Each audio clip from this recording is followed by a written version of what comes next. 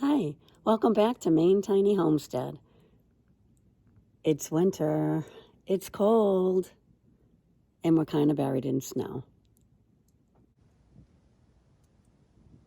So when it's too cold to be gardening outside, look at my poor garden, buried under 3 feet of snow. It's 28 degrees, it's cold. It's only going to get colder this next week. Look at the deck, we have a ton of snow. We haven't shoveled it all off yet. There's a lot of snow up here. So it's cold, but I'm really yearning for spring already, and it's only January.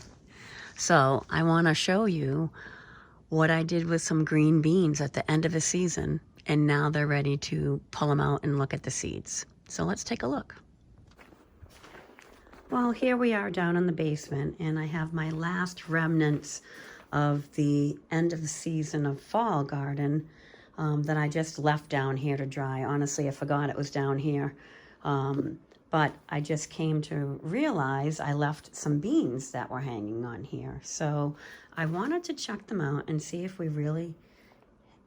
these really came out like I thought they were going to. So what I did is I just went around and I had just pulled these off the vine right before we had our last frost, and I just left them all here. So I've gone around and picked them all off, and we have them, they're all shriveled up. They still look green though, which is pretty cool. And then what I wanted to do is just pop them open and see what the seeds look like inside.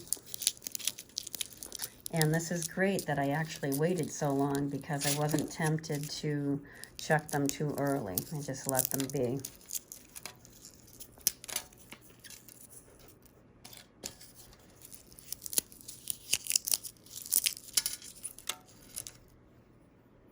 So look at that.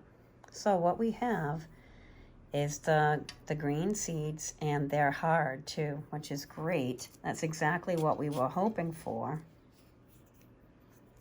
And then these are all going to be great to plant.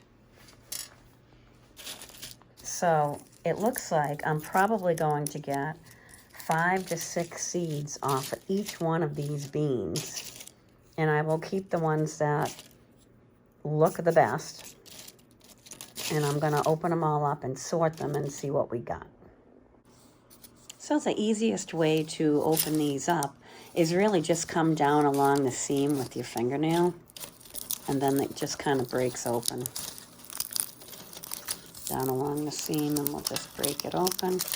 And then you can kind of just push all the seeds out.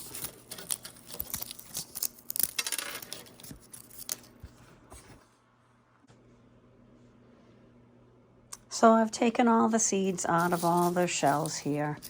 And at the end, I just started breaking them in half and popping out the seeds. It was a little bit easier than going down and trying to go across the edge. And since the seeds are hard, nothing's really happening. You want to make sure you're just not getting your fingernail like on the edge of the seed and would like poke it, but I don't think that would happen too much. So now that I've got all the seeds here, what I'm going to do is sort them, because let me zoom in a little bit here. You can see they're all different. Now if we just look like just right here, you got some smaller ones and you got some really nice bigger ones.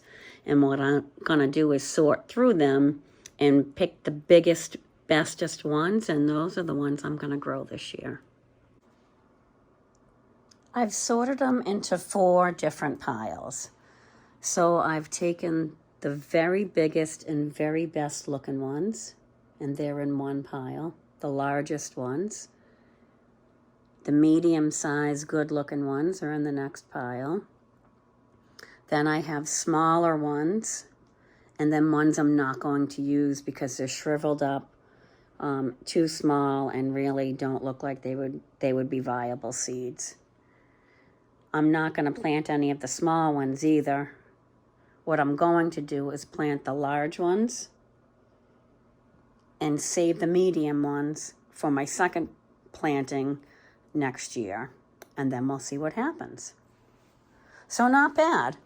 So if I zoom out here, you can see how many plants I had on here drying. I just took the trellis out of my garden and threw it across a table and a chair downstairs here. And then I just dried out the probably maybe 10 plants.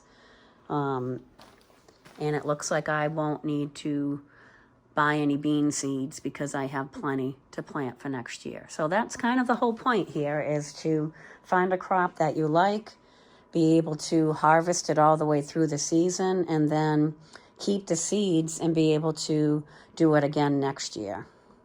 So I'm excited to see all the seeds that I saved this year and see how much we are able to plant. So that's all for now. Thanks for joining us at Maine Tiny Homestead.